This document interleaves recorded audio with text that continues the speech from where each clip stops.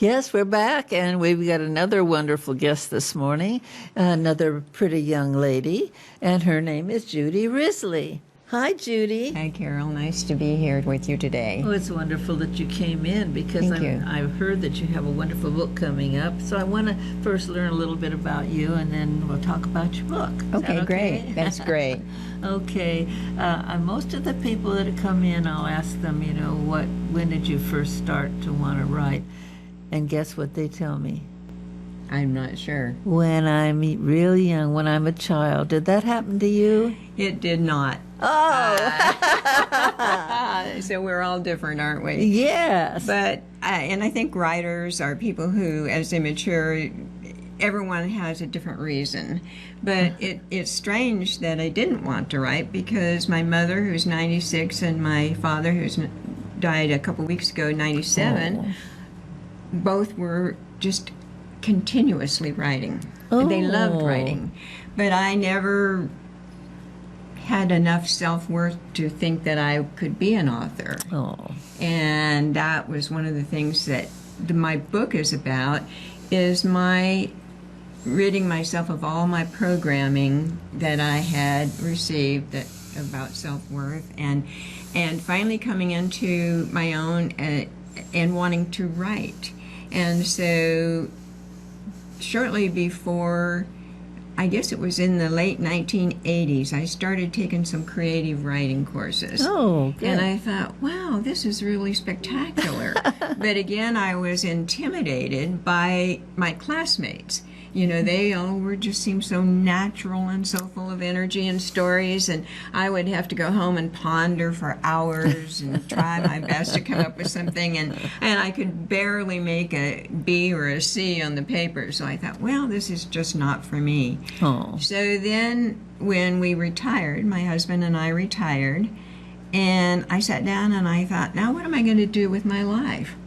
And so I started penning my first novel. And I thought, wow, this is incredible. It's just almost coming naturally to me. Wow. And so I really got motivated then. And I wrote 3 full-length novels, self-published one. Wow. And enjoyed it so much. But it wasn't until I finally figured out that every word coming out of my mouth was somebody else's voice, not my own. That I started looking into a course on self-discovery. And I took that course for 3 years, and this book is about my journey of finding my own voice. Oh my gosh. Who I really was inside, not this programmed person. One of my favorite authors, Wayne Dyer, said he was writing his last book before he died a little over a year ago, and he said, we're each a created genius, and then we're born, and well-meaning people dumb us down. Yes. And they steal our creativity, and they shove it down inside to where we don't know who we are. That's for sure. And it was such a revelation to me to take this course and go into it thinking, out of generational dysfunction, my grandmother and my mother both had very low self-worth, very low potential, they thought. And I went into it thinking I had nothing to offer, that gifts had to be grandiose, they had to be great, they had to be fantastic. You had to be able to sing, you had to be able to act, you had to be able to change the world, And I went into it and I discovered that out of the 7.5 billion people in the world, we each have a distinct gift. We each have, because of our DNA and our life experiences, something that if we don't gift it, when we die, we leave the world bereft of that gift. I'm right with you on that. I know. That is fabulous. It is. And so, and I thought, if each of us give our tiny gift, we can together merge the world back into a world of love and change the world. Yes. Can you imagine if 7.5 billion people all of a sudden start changing the world into a loving situation? So I discovered that my gift that I have to give to the world is my experience of overcoming what I considered terrible adversity. World War II, I was born in the midst of that. My mother had come from a tragic background, and I was terribly abused physically and sexually as a baby, and it took me years to overcome the physical problems and the mental problems and the emotional problems. And so, thinking that those were almost impossible to overcome, I really succumbed to my lack of self-confidence a lot. But had I not taken this course, and had I not taken massive notes and really entered into it, I could not have created this book, and I could not have come to this position of the joy to which I was created. That's the point, too, that you're joyful about doing it, and that you accomplished something you know you're worth. Finally, you know you're worth. You do, and I cannot explain the ecstasy with which I wake up each morning, and the anticipation which I look forward to each day, and every little miracle that comes along in our life that we don't notice along the way. And I think that it's just an awakening that I want everyone to have, no matter the age. You know, if we start out with the young women that are raising the kids, we can change a whole society. And then us elderly women are mature. Is that the word, mature? Mature is nicer. Mature.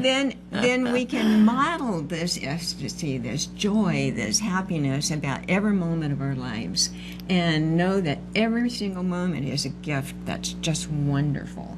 And so that is what my book is about. The first half is about the experiences I overcame and the continuous 1,000 steps I took forward, and probably 5,000 steps backwards to get to the 1,000 steps sideways. forward. Right. But it was just a fantastic journey, and to come up with this result was the greatest gift my life has been given so far. And it's a gift to everybody else, too. It is. It is. And you know, I said when I was writing it, I said, if just one person this changes their life, then it has been worth, maybe that's my purpose.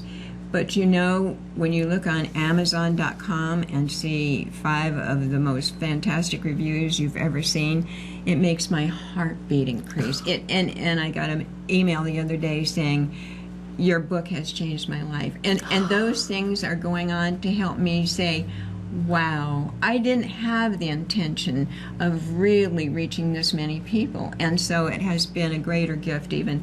And so you see, sometimes we think our smallest gifts are really gigantic gifts. Gigantic, yes. Let's return to joy, 1,000 tiny steps. And that's what we go through in life, is 1,000 or more tiny steps. So this is on Amazon, right? Mm-hmm. You can get it. Where else can you get it?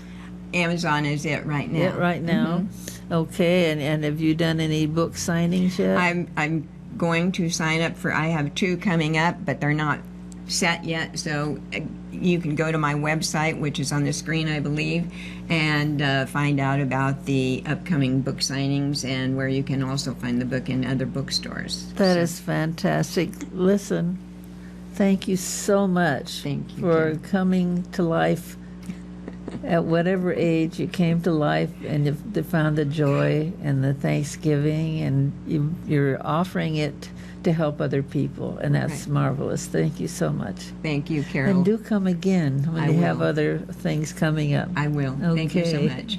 Thank you so much. We'll be right back.